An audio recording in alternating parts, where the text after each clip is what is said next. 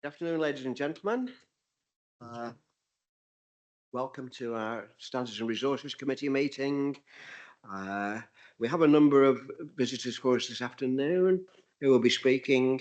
We've got Becky Harris, who we know, Beth Grinsell, and Tom Reynolds, and Ben Long. Yep. And they were speaking to appropriate papers through the agenda. Right. Um, Minutes of the meeting held on the 5th of June, which we've had copies of. Are we all in favour of approving those? You?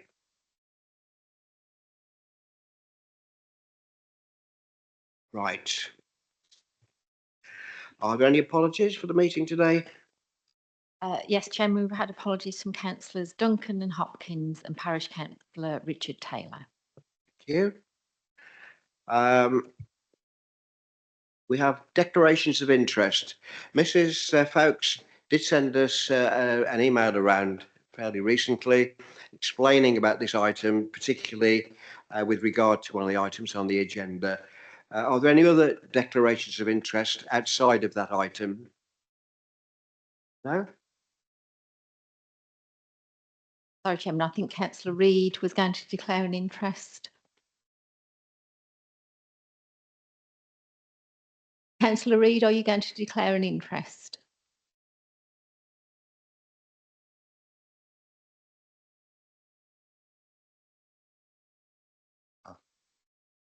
Thank you, Mr. Chairman.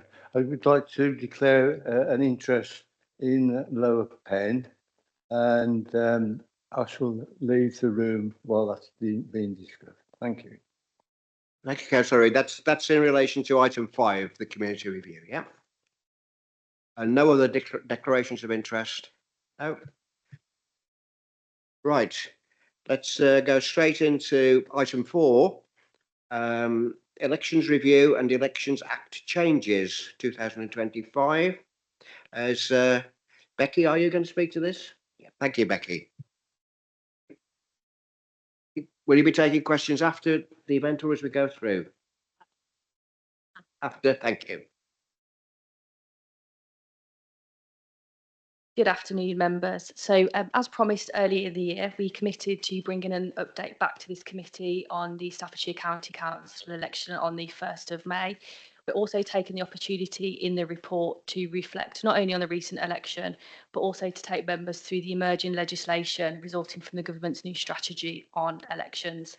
So these changes are still very much evolving, and as more details become known, obviously we'll bring further reports back to this committee. But before I hand over to Tom, I'd also just like to highlight that we do have a parish council by-election, which is scheduled for the 6th of November in the Purton Wrottesley ward. So at this point, I'll hand over to Tom, who's going to take you through the report, and we are happy to take any questions at the end. Thanks, Tom. Thank you. Are there any questions to Becky? No? Right. So we are asked to note the content. Okay, Tom, I think you're going to follow up then. Afternoon all. I'll quickly whiz through it. I don't want to waste too much of your time. Just some key things that we thought we'd pull out for you. So obviously 1st of May was when we had our scheduled county council elections. This is the first county council election that we have had since the Boundary Commission did their review. Following kind of their review, there were some slight changes. So this is the first time that we've had 8 divisions, which were 1-seat wards. Which was a bit of a change for us. The turnout was 32.7%, which was slightly below, I mean, very, very slightly below the Staffordshire average, which was 33% for the overall election there. We did know the dates pretty far in advance, so that did allow us to do a lot of planning and preparation for it. It is a lot easier when we have our scheduled elections. So we had a pretty comprehensive plan that was in place throughout. I mean, it did help with us in having a nice, smooth election. As you can imagine, it is quite a big undertaking when we do these elections. So we do hire quite a bit of staff, over 300 staff were hired for it. We have our 82 polling stations. which were booked. We've also done reviews on those polling stations since, making sure they are still suitable for any future elections. We had our postal packs, which went out, and we had about a 71% return rate. So although we only had 32% overall that came out to vote, we do, as we usually do, have a pretty good return on our postal vote. So 70% is what we would expect for this sort of election. As you can imagine, for a general election, it's a little bit higher, but for our county election, 70% is a pretty good turnout there. And in total, we counted 28,244 ballot papers here at the Codsall Community Hub.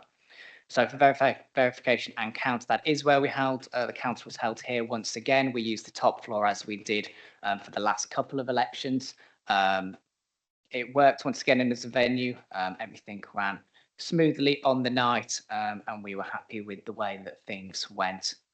As an elections team, we felt that things were able to go pretty smoothly, and we're pretty grateful for all those that helped on the night and for the cooperation of those that were involved in the election, whether that's staff or candidates, for the way that they helped us to ensure a smooth election was run. So overall, on the county election, we thought it was, from our point of view, pretty successful. We took a lot of things, we did learn a lot of things as always, and we'll continue to put those into our next couple of elections, which we will be holding in the coming years. Earlier this year, the government introduced a new policy paper called Restoring Trust in Our Democracy. It looks to enhance and modernise some of the electoral processes. As Becky mentioned earlier, obviously there's still more information that is to come out on this policy paper. The earliest bits of it would be introduced in 2027. So although we don't have any scheduled elections next year, if we did have any elections for whatever reason, none of these new measures would be introduced for those elections there. So I think that is something just worth noting. The earliest would be 2027, and that's not going to be all of the measures. It will probably be phased out from 27 onwards, but we are still waiting further knowledge on that there. Some of the key things that we thought probably just worth bringing to your attention, the things in the report do not cover everything. There's quite a long list of things that the government's looking to introduce, but we've just brought before you today some of the key ones. So from 27 onwards, it looks like voters will be able to vote from 16 years of age. So to put that into perspective, what that would mean for South Staffordshire, our current electorate is around 86,500. In 2027, if this was to come into place, that would add just over 2,000 electors. Okay, so you're looking at your current 14, 15-year-olds that would be able to vote in kind of the 2-year time. So that's the age range we're looking at now. That would take our electorate to around 89,000. Can't give you an exact figure. We don't know what's going to happen in between then, but we imagine it will be around that 89,000 figure. So people will be able to vote from 16 years age, and we'll kind of follow the similar model that they have in Scotland, that people will be able to register from 14 years of age, meaning that they would be already on the register if they were to turn 16 at that time of an election. Although people will be able to vote from 16, candidates will remain at 18 years of age when they will be eligible to be able to be a candidate. Another big change that will be the automated registration system, which they'll be looking to bring in. So what that means by automated registration would be, for example, if someone turns 16, they would automatically be put on the register. And I believe they're looking into how this would all work, but there'd be a chance for them potentially to opt out. But essentially, if you were to move into the area or turn 16, you would automatically be put onto the register. It would not, obviously, once again, this is all to come out to be clarified, but it doesn't look like people that we're aware of who currently haven't chosen to register to vote would automatically be put on. It would just affect those that would be moving into the area and those that would be turning 16. They are looking to make some changes to voter ID. There has been quite a few changes since it was initially introduced. So they have been adding a few more things over the last couple of years, such as the veteran cards, which was something we were really grateful that they did include. And they're looking to expand that even more to include things such as credit cards. We're not entirely sure how that's going to work. That's one of those that we'll be waiting for further guidance on how we are to administer that in our polling stations. But they are looking to expand the uses of ID to make sure as many people can obviously vote as possible. Something that we're quite happy about will be the adjusting of deadlines and processes to improve resilience, just giving us a bit more flexibility with some of the deadlines and some of the ones that will be of note to yourselves. For example, for general election, the period that you can bring in your nomination paper will no longer be from 10 till 4, it'll be from 9 till 5. So it's just making things that little bit more flexible for staff and for candidates. They will be removing the requirement of candidates' home addresses to be published over obviously security concerns that we've had over the last couple of years. It's something that's been flagged quite a bit, and they're keen to remove that from being a requirement. Candidates, however, will need to provide identification when bringing in their nomination papers. Once again, we're still waiting for further guidance on what that would mean and what it would look like as a process, but that's something just to bear in mind. They're going to be improving guidance and codes of conduct and strengthening transparency of the imprint rules. And you'll be really pleased with this one. They're going to be improving the nomination process. I know that the forms can be a little bit tricky and a little bit of a pain. I know they're looking to improve those and hopefully streamline those as well. So these are just a handful of the changes that are coming in. As ever, as Bex mentioned, we will, when we get more information, we'll be bringing this back to you all to update you. And if any election was to be called, well, this potentially would be coming into impact if there was a shadow election in 27. That could be the next election that some of this is impacted for. Obviously, in that time, we would keep you updated and let you know the practicalities of what this would mean for candidates leading up to this election. But that's all from me. Thank you very much. I'm sure there'll be mixed feelings about what we've just heard there and what's coming in for the future. Are there any questions? Brindle. Thank you, Chairman. Two questions, Tom. First question. Somebody asked me if they could use an out-of-date passport, and I said, I don't know. That's one question. Second question is, how much does it cost to hold an election, i.e. say, let's say Featherstone. So you've got Featherstone in the area. So you've got 300 staff, 82 venues. Just take all together or single. How much does it cost if there's a by-election, as you said, to all the legal work, the paperwork, the nomination papers, roughly, not to the penny, how much does it cost to hold an election? So on the passport one, ID can be accepted if it is out of date, as long as the image is of a likeness of the person. So we would accept an out of date passport or an out of date driving license, as long as the image is still of a likeness of that individual. So that is just something worth noting for future elections.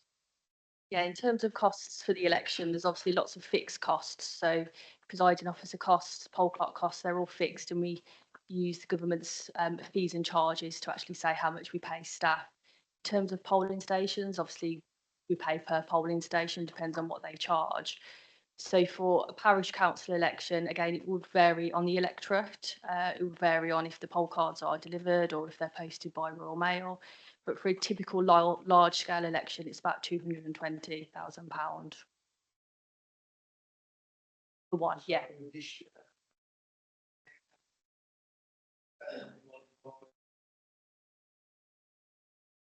Yeah, for parish councils, if they want any individual quotes, we are going to be doing a piece of work ahead of the 2027 elections with parish councils to provide a bit of this is what potentially the costs could be. Thank you. I think for parish councils, is all the costs picked up by the parish council, Becky? It is for parish council elections, yeah. And if, yes, Councillor Allen. Thank you. I'm just wondering about the 16 to 18-year-olds and whether they will be allowed to register at their place of education if it's not in their home area. I'm thinking quite a lot of our young people at 16 sometimes transfer into colleges, and for Dudley, for the south of our region, and for Wolverhampton, for around here. And I know we are allowed to register as a workplace or a home address. I'm just wondering, is there any indication about whether that would apply to the 16 to 18-year-olds? Yes, they're actually looking at extending the local declaration qualifications at the moment. So that will cover, people that are in university at the moment. So this is something they're looking at the moment. So again, once we know further details, we'll let you know, but certainly they are looking into it. Thanks, Mrs Wilson. Thank you, Chairman, and thanks for that report. It's very interesting. Before I ask my quite lengthy question, can I just go back to the point that was made about a used passport? So I had a constituent who, on the day of the election, realised that she didn't have an up-to-date passport with her married name on it. So she phoned the office and they told her she couldn't use her old one. So I'm interested in clearing that up. So in the case with the different names, so the name would need to be the same that matches on the register.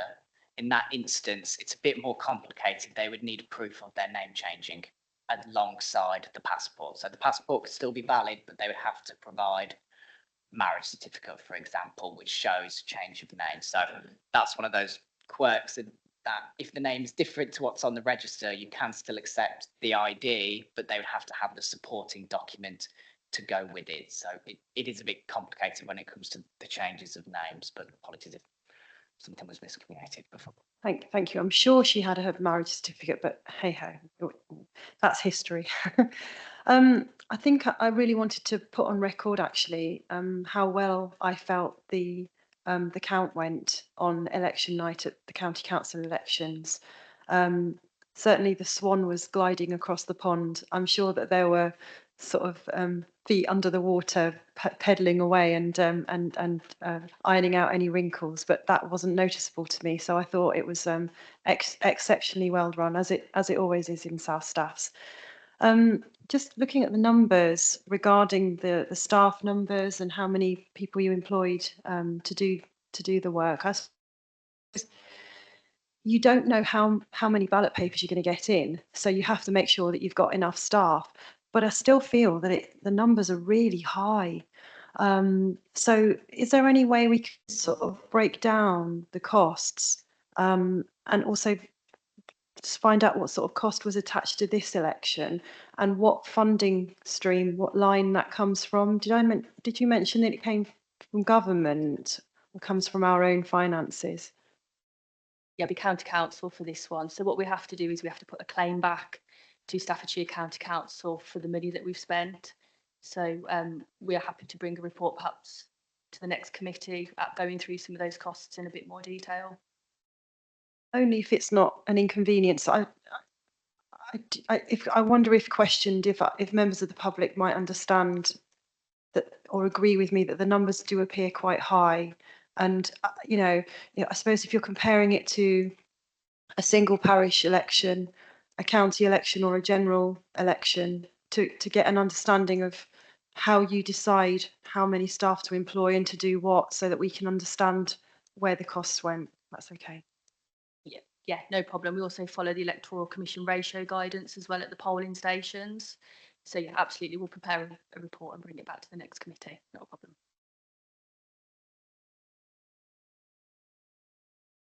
Any further questions or comments?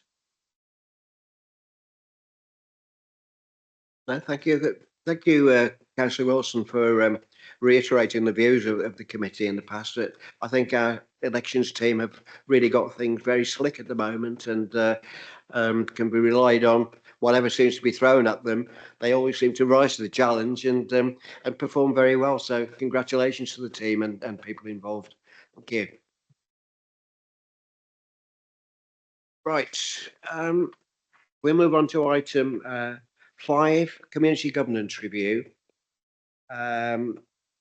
This is going to be led by Becky Harris. And at this point, we ask for people where there's a conflict of interest. Do we delete that? Sorry.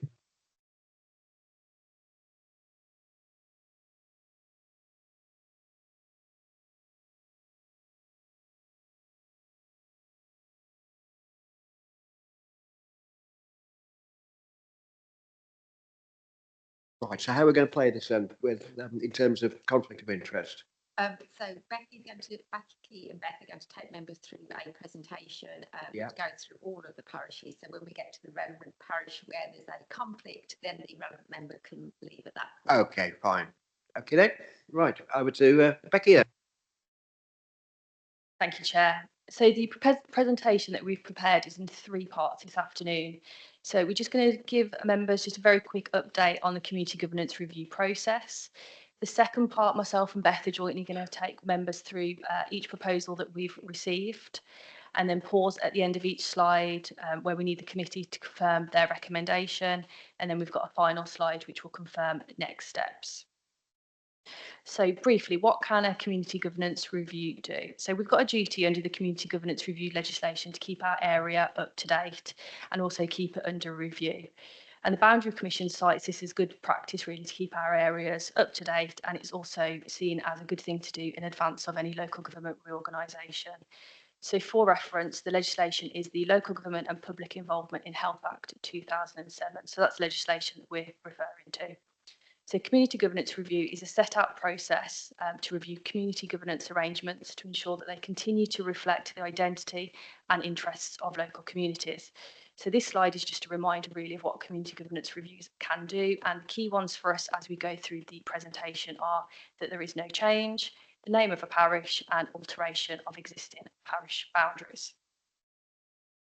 Community governance reviews typically take around 12 months to complete. So we're currently in stage 2 of the process, which is the consideration of submissions received stage.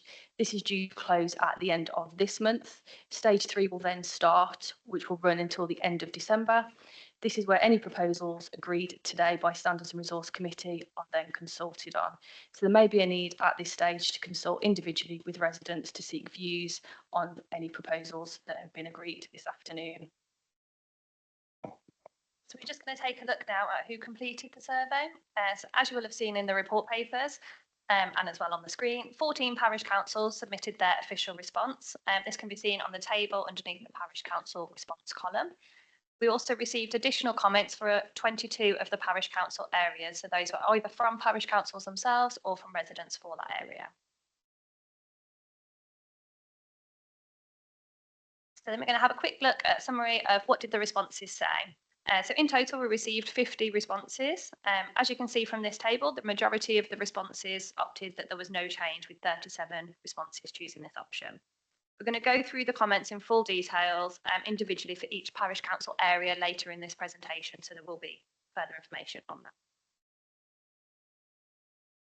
Okay, so when looking at the proposals this afternoon, we're going to ask members to consider a few points following the government guidance. So all proposals must be lawful under community governance review legislation. So one example of this is we can't alter any district boundaries, can only talk about parish boundaries.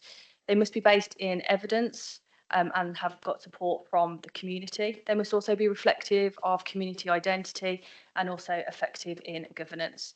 So a few of the factors that we want the committee to consider as we go through the proposals is community cohesion, historic ties, historic links, community identity, size, parish boundaries, and also the comments that we've received. So on the following slides, you'll be able to see the proposals that we have received. We have made those anonymous and clearly marked if the comment has come from a resident or parish council. So we're going to be starting with the feedback for Acton Trussell, Benhill and Teddesley Hay area. So one resident responded that they feel the present arrangements represent residents well and therefore they propose no change. So at this point, the recommendation to Standards and Resources Committee would be to note this no change response.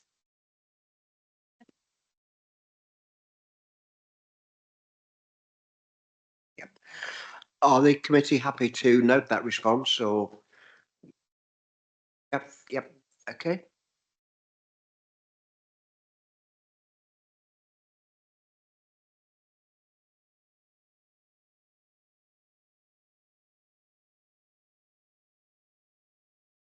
Going to move on to Bobington Parish Council area now. So we received one submission from Bobington Parish Council who wish for no change to take place. So again, we'd like to recommend at this point that Standards and Resources Committee note this no change response. Thank you, Chairman. So again, are the committee happy to note that response? Yep. Thank you.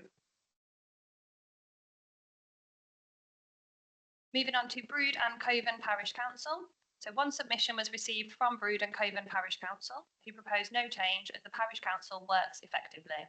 So the recommendation again is for the committee to note this no change response. Thank you, Chairman. Thank you. Are we happy to acknowledge that? Yes? No other comments. Thank you. Thank you. So moving on to Codsall Parish Council area.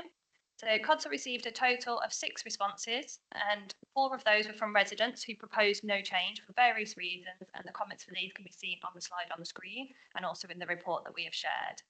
One resident wanted to see Codsall and Bilbrook Parish Councils grouped, and another wanted to alter the boundaries. However, neither of them gave evidence to support these proposals or commented on the current government arrangements. So therefore, the recommendation to Standards and Resource Committee is to note the no change responses. Thank you, Chairman. Thank you. What's the views of the committee? Do we accept that, or do we wish to propose something different? No. Accept the recommendation. Thank you. Okay, so now we're moving on to feedback for Dunstan with Copper North Parish Council area. We had one response for this parish council area who simply responded no change. So again, Mr. Chairman, if we could note this no change response. Committee happy with that? No further. Yeah, thank you. Perfect. Moving on to Enville Parish Council area. So the parish council submitted a response for Enville, and in summary, their proposal set out why they suggested no change. So they effectively support their local organisation and projects, they value its independence and oppose amalgamation with larger councils to preserve its community focus.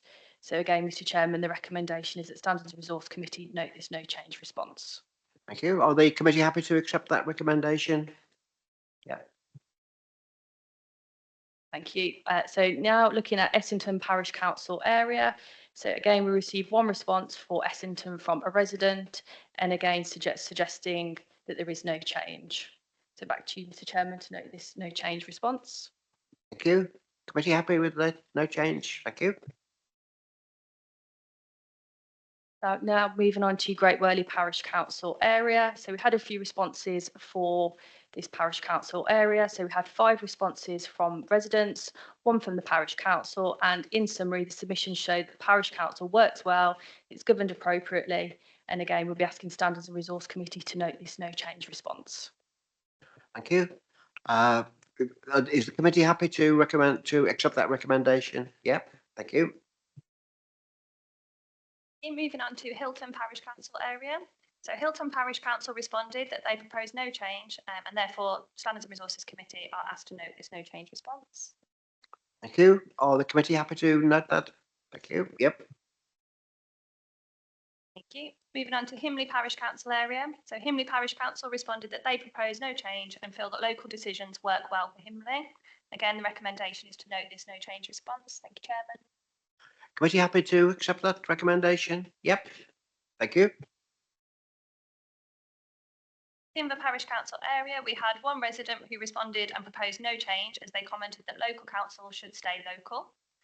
Therefore, the recommendation to Standards and Resources Committee is to note the no change. Thank you, Chairman. Committee happy to accept that recommendation? Yes, thank you. Moving on to Dackley, Stretton and Wheaton Aspen Parish Council area.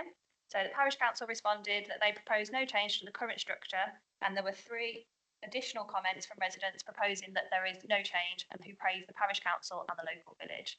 Therefore, we're asking that we note the recommendation of no change. Thank you. Committee happy to accept that recommendation? Yes, thank you. Okay, so now moving on to Purton Parish Council area. So we had one response from the parish council who said that the current governance arrangements work well with their own identity. Again, Mr. Chairman, if Standards and Resources could note this no change response. Thank you. Happy to accept that? Yes. Now moving on to Swindon Parish Council area. Again, we had 2 responses for Swindon. We had one from a resident and one from the parish council. And in summary, they're saying that the current practices work well. So both suggesting that there is no change. So Mr. Chairman, if we could note the no change response here again, please. Happy to note that. Yep, thank you. So we had 4 responses for Wombourne Parish Council area. So we had 1 from the Parish Council and 3 from residents. All 4 responses indicated that the current arrangements work well. So again, Mr Chairman, recommending that this no change is noted. Thank you. Committee happy to accept their recommendation? Yeah, thank you. So the next few slides is where the committee need to make a determination if it's going to progress to the next stage.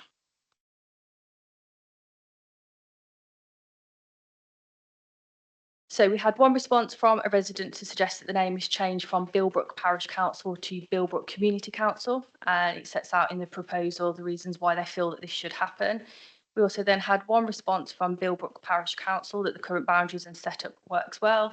They also noted a comment about the county division name, which will pass that back to the county council to deal with, as this doesn't fall part of the community governance review. So this is 1 proposal that the committee will need to determine if it progresses to stage 2. I'll just hand over to Lorraine. Thank you, Chairman. I think committee should be aware, although the headline of one of the options available to members under a community governance review is the change of name of parish, what that actually means is the change of name of the Bilbrook part of the parish council. It's not actually within the remit of a community governance review to change the style of an existing parish. So the proposal from the resident that Bilbrook Parish Council should be known as Bilbrook Community Council is actually a change of style of parish council rather than a name of the parish council. So actually what the recommendation really is for members is that issue is passed to Bilbrook Parish Council for them to determine if they wish to change their style rather than it being a matter for the community governance review. Thank you. So is the committee happy for us to pass that back to Bilbrook Parish Council for their discussion and their decision to come back to us on that? Okay. Yeah, thank you. Sorry, no. Councillor Mrs. Allen. In view of the fact that the parish council are requesting a change in the county council constituency name, which is hardly appropriate for this particular review, and in view of the fact that there's a limited response from the residents, I think it should remain as is myself. And I certainly, I don't accept that such a small representation from a small group is acceptable, either in governance terms or to us as a district council. Thank you, Mrs. Allen. Are those views shared by anyone else? Yeah. Yeah. I think my sort of response would be we're happy with the name currently. We see no reason for change. However, should the parish council wish to discuss that and come up with further evidence or further proof that they wish to change and there was a strong feeling with their residents for a change, then perhaps that could be brought back at a future point or taken up with county council at a future point. But certainly I don't think from this committee's point of view that there is sufficient evidence for a change at this stage. Yeah. Okay. Thank you very much. Chairman, we're just going to move on to Lower Pen. So if I could invite Councillor Reid to leave, please.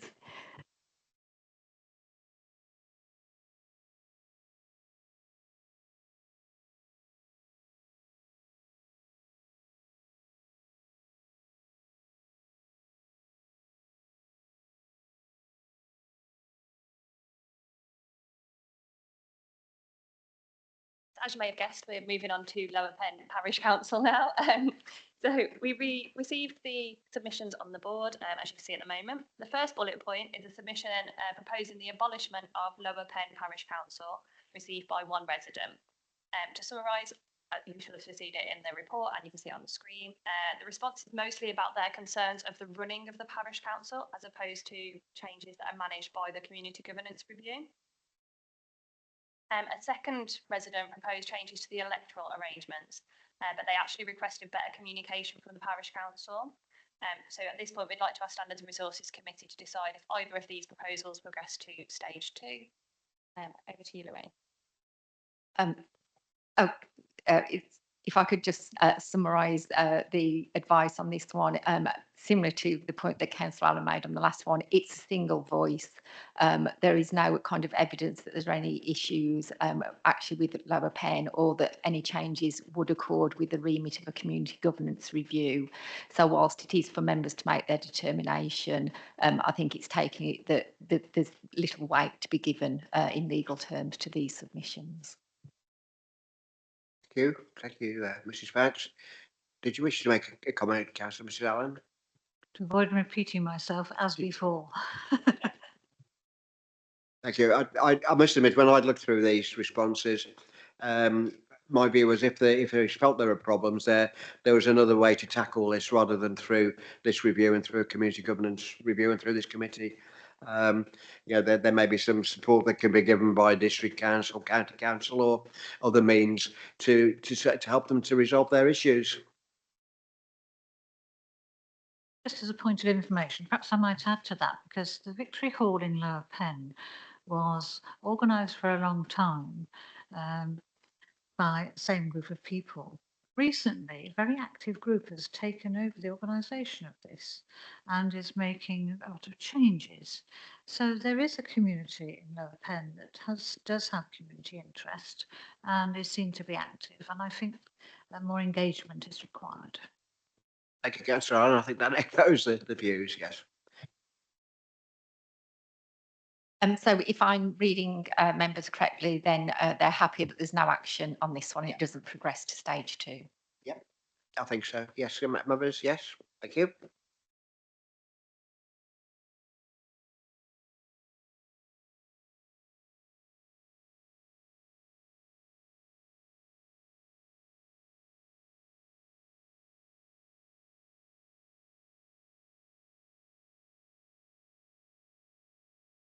In the future, if you change your name from something to something else, and the government says we're going to give £5,000 to a parish council, if it's not a parish council and it's named something else legally, would they get that money? Generally, yes, there's kind of a successor in title principle that if it's something and in between the kind of the decision and the gift, there's a change in name, as long as it's clear that it's a successor body, then yes, it would.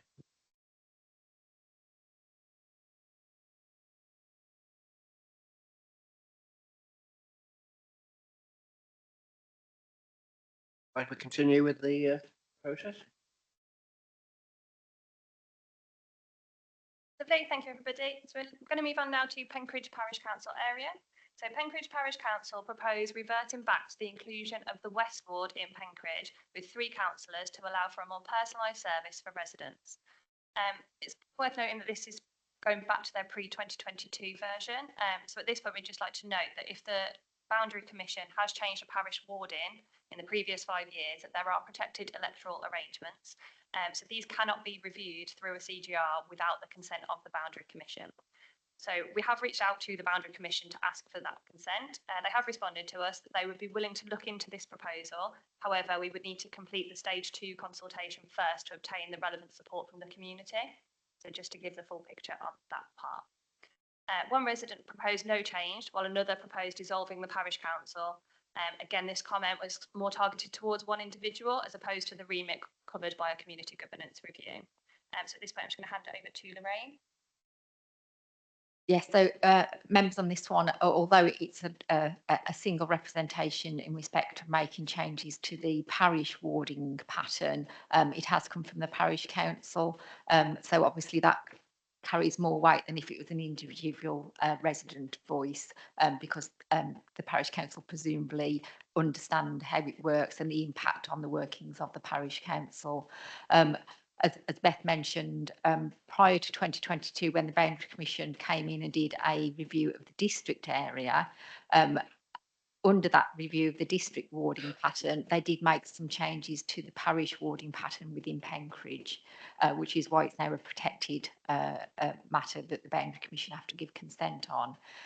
However, the parish council submission is the pre-2022 warding pattern worked better than the post-2022 warding pattern at a parish level. So again, it's for members to determine if they consider this one should progress to stage 2. Thank you. Views, Councillor Wilson? I'm not terribly clear on this. So they want to get back 3 wards that used to be part of Penkridge Parish Council that is now part of another parish council. It's not. Sorry. So prior to the 2022 changes, I'm going to look at Becky because she's got the details better than me, but I think there were 4 parish wards. I'll just get the details, it's easier. So prior to 2022, there were 4 parish wards, same number of councillors. There was no difference in the number of councillors, but the Boundary Commission changes that were implemented in 2022 changed it from 4 parish wards within Penkridge to 3 parish wards. Same number of councillors, just a slightly different warding pattern. So it didn't affect any other parishes. It was only the internal warding pattern within Penkridge. And what Penkridge is saying is they want to go back to that previous warding pattern. Thank you for raising that. I think it needed some clarification, yes. Are there any other? Yeah. I think I look at this with some sympathies of living in a village where ward changes have to happen because of new housing and so forth. And Penkridge has had so much in the way of expansion that I can well understand if they're not finding this easy to cope with the loss of this ward. I would be sympathetic to taking that to stage 2. The Boundary Commission and so forth would need to get involved in this, but in the long term, I think if it serves the residents better and the parish council feels that, then we should listen to that concern. Thank you, Councillor Allen. Any other views? I'll second that, Chairman. I believe that the bigger the parish, the more wards there are, it's easier to manage. Any other comments from anyone? So, oh, yes, go. Just to say, I would also be supportive of at least taking it to the second stage and seeing what we find from that. And then obviously further decisions can be made in due course. And obviously, ultimately, the Boundary Commission may say yay or nay anyway. But it seems very reasonable for us to take heed of what the Parish Council has actually asked us to look at. Thank you. I think that seems to be a natural progression. We had the Boundary Commission review, which affected 1 or more parishes within South Staffordshire, and there have been changes. There are more changes planned, and I think it would be sensible for it to be the sort of second stage there. So, what would be the recommendation from this committee then? Are we saying? So, are the committee saying that this element then progresses to stage 2 for Penkridge? Yep. Thank you. Going to move on to Shares Hill, Hatherton and Serdon Parish Council areas now. Do we have any declaration? Thank you for checking though. So we received 3 responses from Shares Hill, Hatherton and Serdon Parish Councils who all proposed no change as their current arrangements work well. There was, however, one further proposal received from a resident to group smaller parish councils together. So this is for Standards and Resources Committee to decide whether the proposal will progress to stage 2 consultation. But first, I'm just going to ask Lorraine to provide a little bit more context. I think just to clarify, members, again, this is a lone voice, and I think also importantly for members to be aware, it's a lone voice from somebody who is not actually a resident of any of those areas. So they were actually from a different parish area. So again, although it was made and it was a representation submitted as part of the stage 1 consultation, so we're bringing it to members' attention. I think in legal terms, again, it would attach little weight to it because he's not even a resident of one of those parishes. Thank you. Alan, first with a hand up.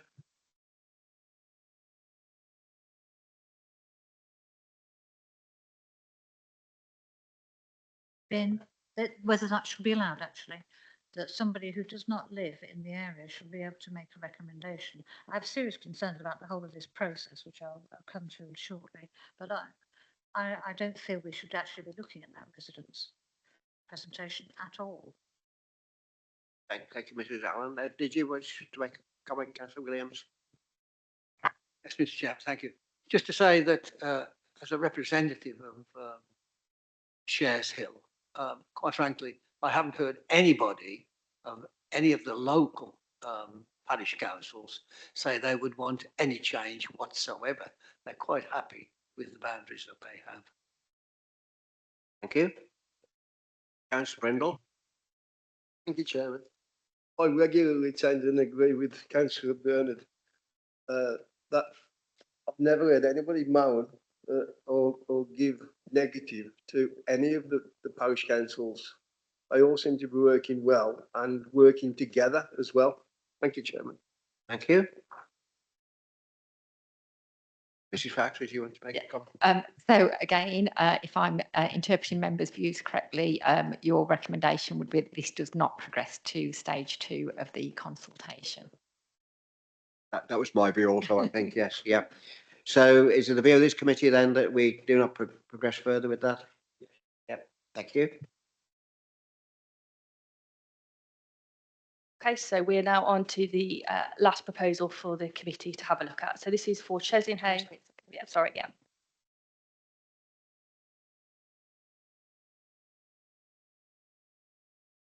Okay, so this is for Chesinghay Parish Council area. So we had feedback from Chesinghay Parish Council area. We had one resident who replied that they are happy as they are. Then we had a response from Chesinghay Parish Council, and then 2 residents proposing changes to the existing parish boundaries. So as part of this proposal, we did receive 2 maps, which I'll show on the next slide in a moment. But also just to note that the surrounding parish council areas surrounding Chesinghay responded to say that they were happy with the current arrangements and no changes. So the 2 maps that we received, the one on the left is the proposed boundary changes that were submitted from a resident. The map on the right shows the proposed boundary changes from Chesinghay Parish Council. And then in terms of numbers, what does this proposal mean? So again, this slide just shows what the current electorate is. The electorate would be after any considering the proposal, what the change would be, and the change in percentages. Lorraine, I'll hand over to you for the context. Yes, member. Could we just go back to the map slide, because I think that's probably the best one to. So on first glance, these 2 might look like they're exactly the same. They're not. There's some very slight differences just around the very southern border, as members might see from the map on the left. There's kind of 2 little additional bits. So there's kind of like what looks like a U shape at the bottom, just above the word Hilton, and then there's a little additional bit kind of right at the bottom as well. So those are the only differences, I think, between the 2 maps from the resident and from Chesinghay Parish Council. As with all matters this afternoon, members, it is for you, in light of the criteria that is set out in the papers on what a community governance review can cover. It's whether you wish this to progress to stage 2. This has obviously come from the parish council, a submission from the parish council, which again carries more weight than if it was from a single resident. However, that has to again be balanced against the fact that the other parishes that this would impact on have submitted a no change proposal. So it is for members to determine whether they think this merits progressing to stage 2. Thank you, Mrs Fax. Councillor Mrs Wilson, I think, got your digits up before the people on this side. So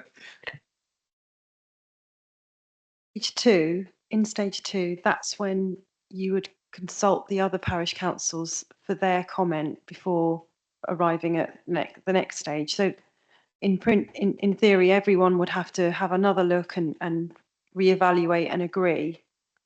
You couldn't do it without their agreement, I guess. You're correct that absolutely, if members this afternoon determine this is merits going to stage 2 consultation, then the affected parishes and indeed all the residents affected by the proposal would be consulted with. And then that would be brought back to this committee for determination. But it's this committee that makes the determination. We don't have to, or you as members don't have to have consensus or agreement from all of the affected bodies. Obviously, it would be a factor that you would take into account when making your determination on final recommendations. Thank you. Do you follow up on that, or shall I go on to Councillor Williams?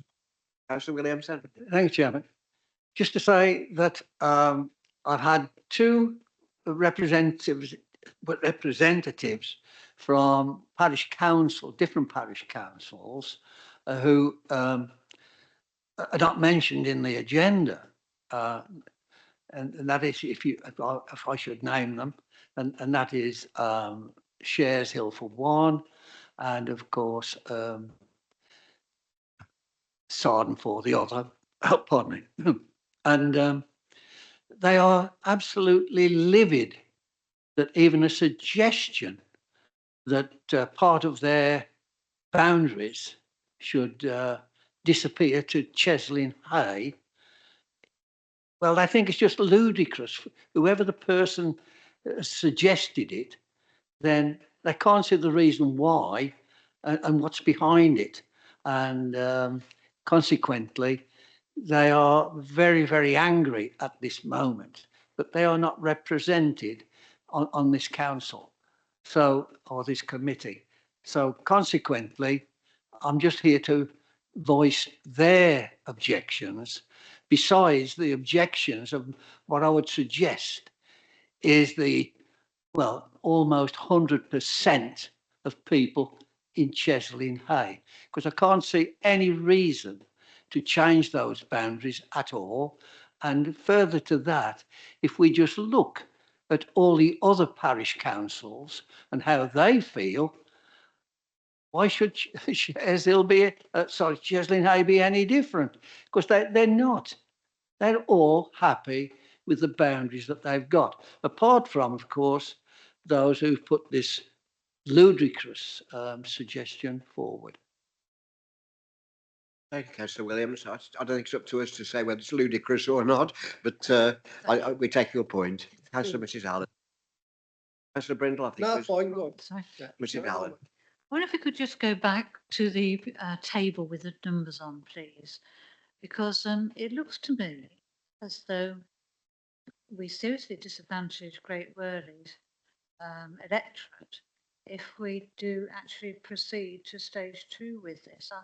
I think to find a parish suddenly losing 13% of its people hasn't been considered by Cheslin Hay when they put this forward. I understand their reasons for trying to increase their own electorate, but nevertheless, to at the loss to the other parishes concerned, I think is quite serious, actually, in electoral terms. So I won't go with this. I think this is inappropriate, and it's also all of the rearrangements are an inappropriate moment in a way when we've got so much fluctuation in governance. Thank you, Councillor Allen. I think, those of us that have been around a few years, the sort of smell of the Boundaries Commission review is still fresh in our nostrils. It doesn't seem 5 minutes since it was done. And I know that the Boundaries Commission review was looking at the wardage for the district council, but it did have an impact on the parish councils also. They were strongly consulted in this, and residents gave their views, I think, very strongly in some cases about that particular review. Any other comments? Councillor Brindle, yeah. Thank you, Chairman. I know for a fact that shares are up in arms about this, and as Lorraine has said, that they want no change. And if you're upsetting all the parish councils round a parish council by allowing one parish council to land grab and electorate grab, to me, it makes no sense to move forward personally. And one of the reasons Hilton was in arms about the £200,000 that come from the prison went to that guarding centre thing at the back of Hilton Main entrance to the motorway. that would be moved into Chesney, and it's one of the starlights of Hilton. So I know they are up in arms, Mr. Chairman. Thank you, Councillor Brindle. Councillor Wilson? Yeah, I'm forgetting, we are in stage 2 now, aren't we? And the next stage is stage 3, which is the consultation. I'm sorry, I keep thinking in my mind it's stage 2. I tend to agree with the comments that have been made already, but I wonder if we could do stage 3 so that everyone can say that they've had a say in the new proposals, and the decision is then made by those people rather than by us in this room. I know that's probably unpopular, but I think, you know, that's part of the process and that's democracy. And I think we should possibly let them make the decision via stage 3 rather than us. Councillor Wilson? Mr. Chairman, Councillor Dr Harrison? can I just say, when you think about parish councils, they are the voice of the people, and they're right down at grassroots. And whatever they say will go up to the top. But it is what you might call the truth, not what somebody might want from the top to put down to suit themselves. And I think, you know, that's what we should stick with, because that is where our democracy is. Thank you. Thank you, Councillor Williams. Councillor Dr Harrison? Thank you, Chair. Obviously, I'm not overwhelmingly familiar with this particular area and the parish boundaries. The only thing that I did notice from the map, that's both the maps, in fact, that's put up there, and take into account what other members have already said, is there's an area of Cheslin Hay near Camplins Wood, which you can see on that map, that is actually entirely contiguous with Cheslin Hay, but clearly is in another parish at the moment. So it doesn't seem straightforward that that area of contiguous build-up area should be in a different parish. I have to say that I think the, if I use the word land grab envisaged by Cheslin Hay seems excessive, but I can't help but feel that they've got a point about that area of land, of built-up area that's contiguous with the rest of Cheslin Hay. It does seem odd that that would be in another parish. There are other areas in the district where that happens, I'm aware of, but it does seem a bit of an anomaly there. And on the whole, I would be supportive of saying, well, I would feel uncomfortable trying to throw something out at this stage for an area that I don't know enough around the local ins and outs and what the residents might or might not feel. Thank you, Dr Harrison. Just to say, Chairman, as far as I know, Campions Wood, the whole of Campions Wood is in Cheslin Hay. I don't know what information you have. I'm just looking at where the is. Well, okay. Well, I don't know any part of, let's put it like this, in my experience, that any part of Campions Wood is in a different boundary to where Cheslin Hay is.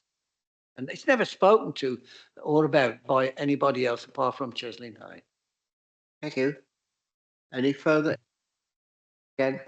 I was just going to ask a monitoring officer, perhaps you can enlighten us then. There does appear to be a red line, which I assume is a border that goes through Campions Wood with built up area one side of the boundary. Yes, the kind of the red line on the map on the right and the blue line on the map on the left is the current Landywood Great Worley ward boundary.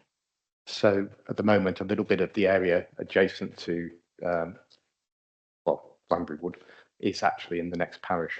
It's contiguous with Great Worley. Contiguous with Cheslin Hay. Thank you, Mr. Chairman. The proposal from Cheslin Hay Parish Council, is it from Cheslin Hay Parish Council or from an individual? No, the one on the bottom of the slide is actually from the parish council itself. So it came from the parish council email. So it came, I think, by the clerk. Yeah, so by the parish council clerk.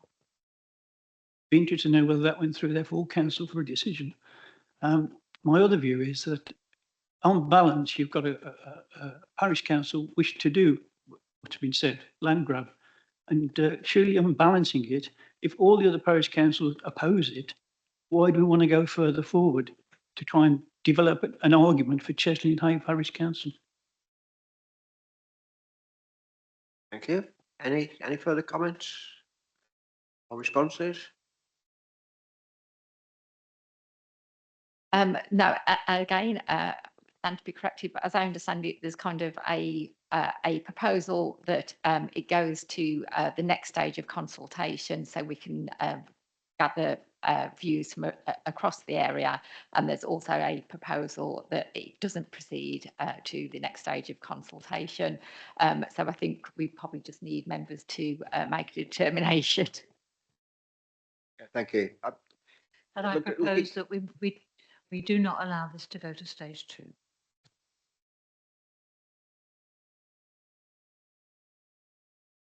So Chairman, again, I think you've now got a proposal that this doesn't proceed. If you're happy, I think we take a vote on that, but that doesn't proceed to the next stage of consultation. Could I ask then, all those in favour of this not proceeding to the next stage of consultation, show of hands, please.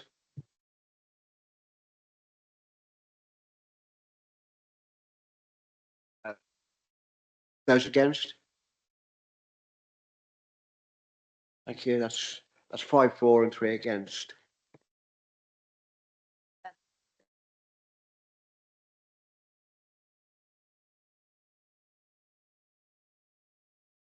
Thank you. Is that the end of the considerations on this? Yes, it is.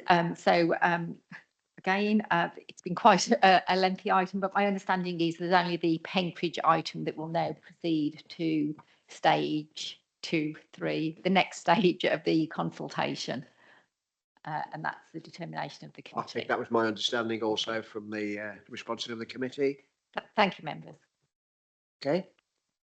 So, Mrs. Allen, did you And make we a haven't comment? had an opportunity to comment on this process, and I wonder if it's possible to do that now, please, and ask a question about it.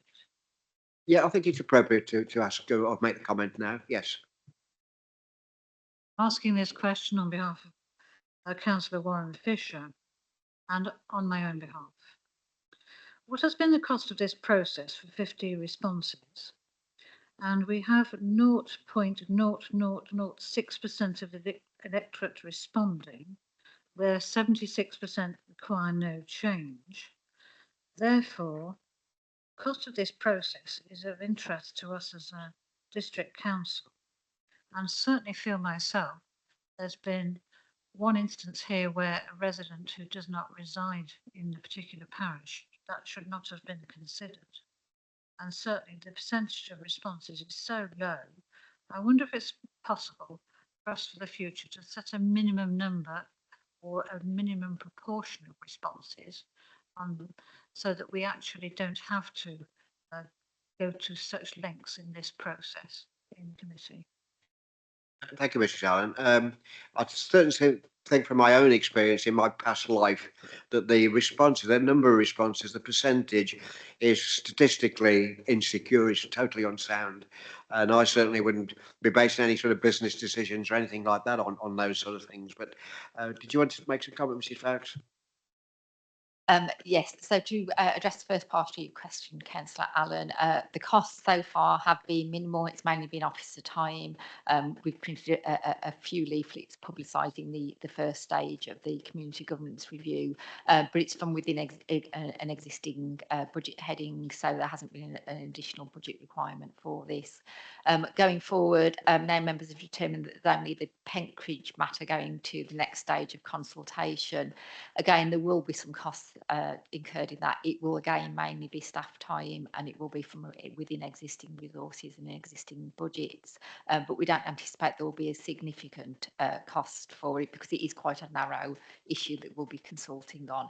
Obviously, had there been, say, 20 of the 27 parishes affected, then that would have been a different matter. However, as to the process is in effect statutory. If you launch a community governance review, there's guidance that we have to follow, and that says that you put it out for consultation and you bring those responses back, be that 1 or 100,000, you bring them back to members for members to give that consideration. So whilst you know, there may be little weight to be added to individual representations, we're still under a duty to bring them to your attention as the decision makers here.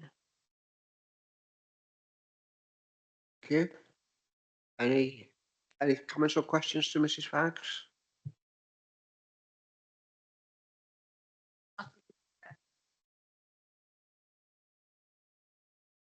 Thank you. So just to finish off then, we just wanted to run through some of the next steps. So obviously following the committee today, we will begin now the stage 3 consultation. It's stage 2 consultation, which is why I referred to it on that, but it's stage 3 of the process, which is why the confusion comes. Apologies. So you're not the only one to be confused by that. So this will include consultation on areas that are included in the proposals to collect further feedback on those proposals. So we'll be going out now to Penkridge. This will run from the 1st of November until the 31st of December, as Bex mentioned earlier. And then we'll be coming back to this committee with those responses to make our final recommendation, your final recommendations. Thank you. Okay, thank you. That finished the item then? Yep. So let's move on to item, gosh, it seems we've been here. Item 6, Code of Practice on Good Governance for Local Authority Statutory Officers. This makes a change. Over to Becky Harris. Thank you. Yeah, this item's me again. So the report in the agenda pack today looks at the review of SICFA's new code of practice on good governance. So Lorraine brought a report earlier in the year that presented the new code of practice, and as promised at that report, we've taken a detailed look at each theme and assessed our current position. And just to reiterate Lorraine's earlier position, we're compliant across all areas, and the action plan that's included in the reports has just been drafted on that review, and it's really just to strengthen our position with some low-level actions planned for the next 12 months. So the actions cover some quarterly golden triangle sessions to be added to the corporate leadership team's agenda to review the action plan and governance standards. Deputies will be invited to these discussions to help deliver good governance and also to strengthen those individual roles. We're also going to do some communications and awareness pieces as well. So explaining the 3 roles, which is particularly important to new starters that we've had over the last 12 months, whistleblowing policy, employees code of conduct, and just a reminder around the register of gifts and hospitality. And we're also going to have a look in some development for key officers to do with report written. So I'm happy to go through the action plan in more detail or take any questions. Back to you, Mr. Chair. Thank you, Becky. Are there any questions or comments for Becky? No, looks like you got away lightly on that one, Becky, compared to the last. So the recommendation is for the Standards and Resources Committee members to approve the action plan, and we look forward to the next stages if we approve that. Are we all happy? Yep.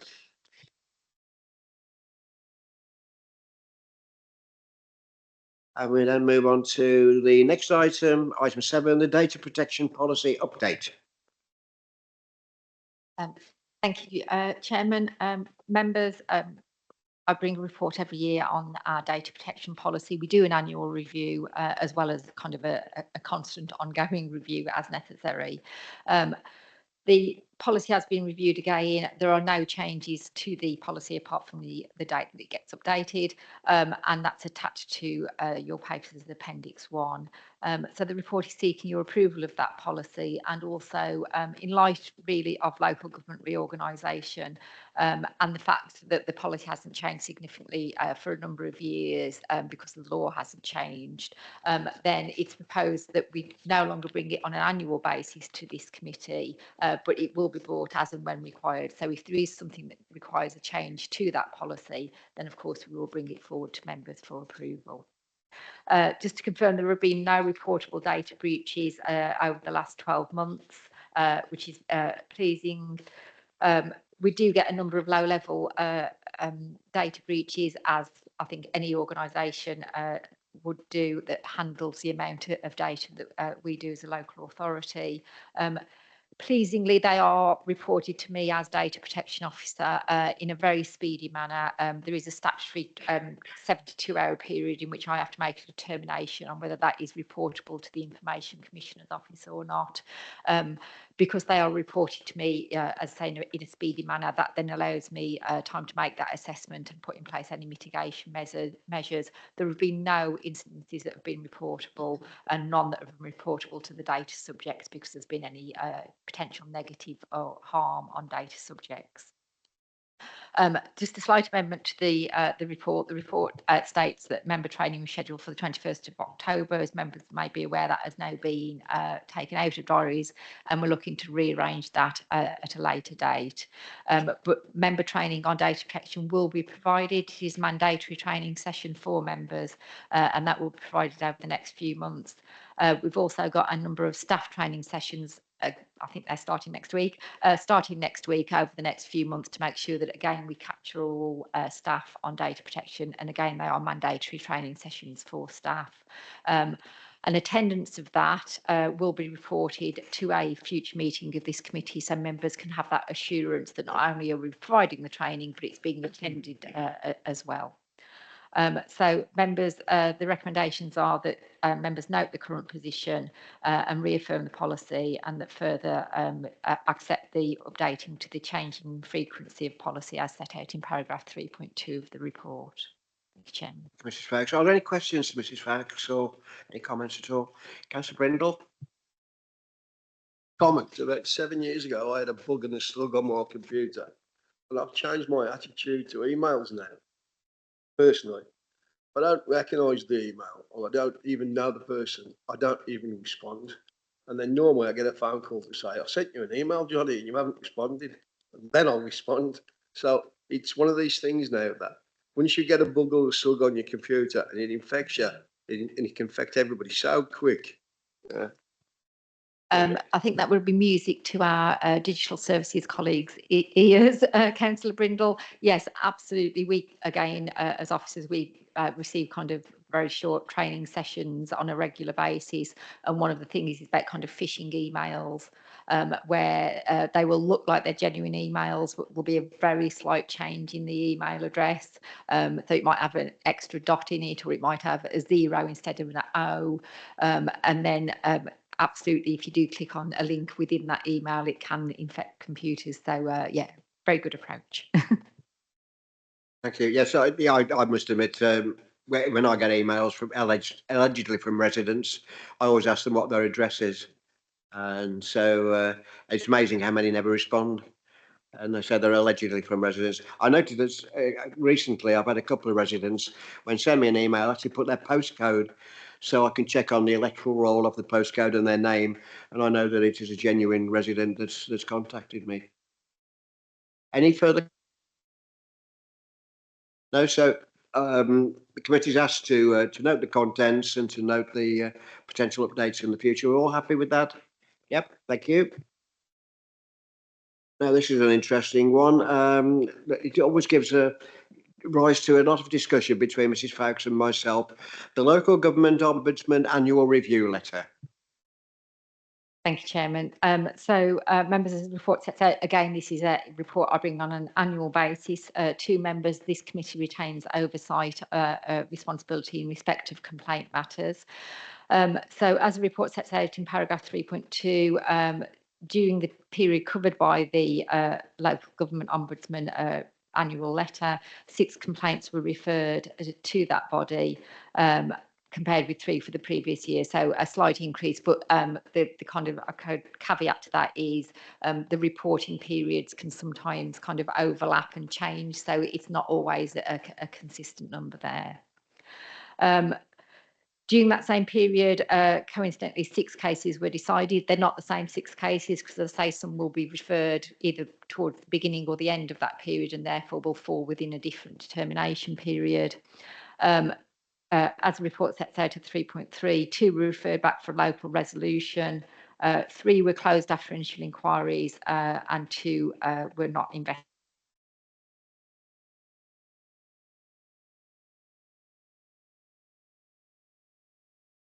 there we go, as there was no alleged fault and there was a right of appeal.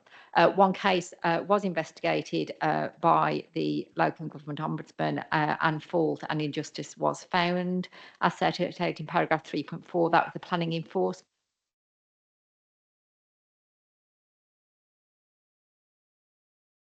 Nobody wants to hear about local government matters.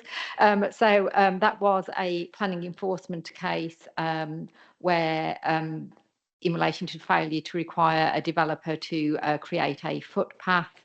However, prior to that complaint actually even going to the Ombudsman, the council had accepted fault and made satisfactory improvements to the service and no further action was necessary, and that was what was found by the Ombudsman in that particular case.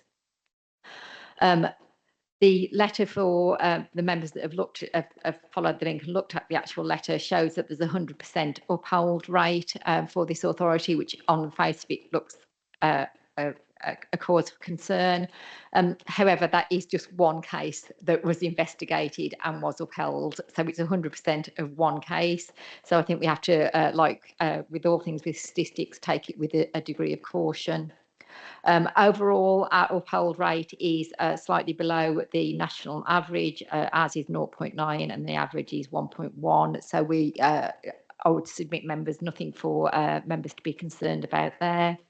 And I think probably more importantly, we have 100% satisfactory remedy rate. Again, that's only in respect of the one case, but that has been consistent over a number of years that we've got a 100% remedy rate with the Ombudsman. And as members will note from paragraph 3.5, that compares with an average nationally of 15%. So we are considerably higher there. So the report sets out some of the detail on those cases. I think in summary, members, we work closely with the local government ombudsman when we have matters being progressed there. We regularly report those cases, and I think on the next report on the agenda, there are some individual cases being brought to members' attention. So we bring those cases to this committee on an individual basis, on the basis that if members had any concerns when they're reading those ombudsman reports and they wanted officers to take any necessary action, then obviously we could implement that in a timely manner when members are considering those individual cases. Members, the recommendation is that members note the contents of the annual review letter. Happy to take any questions, Chairman. Thank you, Mrs. Fox. So the comment I made earlier, people have made some comment this afternoon about how dangerous statistics can be and how unreliable they can be. Comment that we always make is, as Mrs. Fox has just pointed out, we've got one complaint. And that was 100%.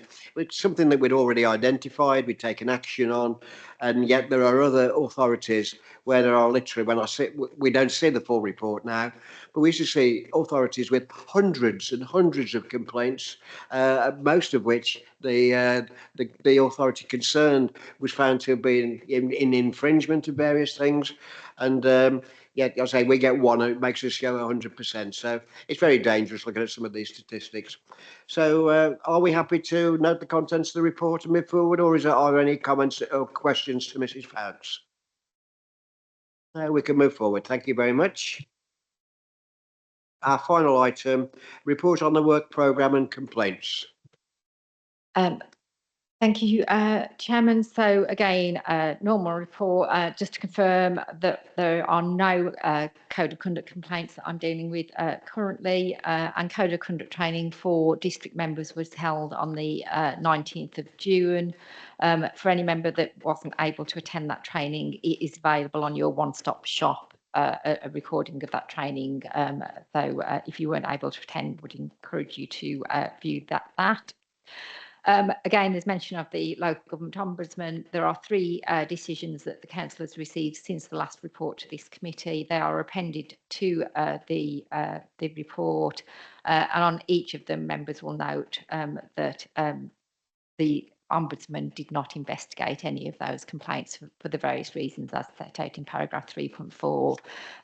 But again, hopefully that gives members assurance that whilst residents or businesses may be complaining to the Ombudsman, actually there are no issues that I need to bring to your attention that are a cause for concern. In respect of formal complaints, we've had no complaints that have been upheld at stage 2 of the council's complaints procedure this year to date. And we've already had a report separately on data protection. And again, just to reiterate that I'll be bringing back attendance information in respect of the training that we're providing, so members have assurance on that point to a future meeting. In respect to the future work programme, just to note at the 12th of March meeting now, because members have determined that there will be a further stage of consultation on the community governance review, that will be coming back to that 12th of March meeting for members to make a determination on final recommendations in respect of that area. So that will be an additional item to the 12th of March meeting. And as usual, members, the recommendation is that members note the contents of the report. Thank you. Thank you, Mrs. Fox. Any comments or questions to Mrs. Fox? Just a little aside, whilst we are talking about code of conduct, etc., I did take the opportunity a few days ago to approach a member of parliament and try to find out what was happening about the recent consultation that we had on the procedures, etc. Because I've heard nothing come from that, any recommendations from any committees or anything. So I've asked them to look into that, because I know that myself, I think ourselves and a number of other authorities, members are very concerned about the lack of any teeth for the sanctions. Where people are asked to make an apology or do something else, and then a lot of people just refuse to do that. So I've been pressing the member of parliament again to find out what is happening and to try to put some influence into it if we can, and through his other colleagues in parliament, to try to get some teeth into this, because we do it every time there's a review, and we never get the sort of things that we ask for, and we see the results of it. I mean, we've had a lot of local authorities, our local councils, hit the press just recently with various things that are happening. I won't mention any names or comment, but you've seen the things in the press about claims that have been made when on their CVs and on the electoral addresses, etc., etc. And there is no teeth to actually do anything about that. So are there any questions at all for Mrs. Fox? No? Well, thank you very much for your attendance and your contributions this afternoon. It has been quite an interesting meeting, and I think a very useful meeting, I hope, in the overall. So I thank you all very much, and I look forward to seeing you at the next meeting of the Standards and Resources Committee. Thank you.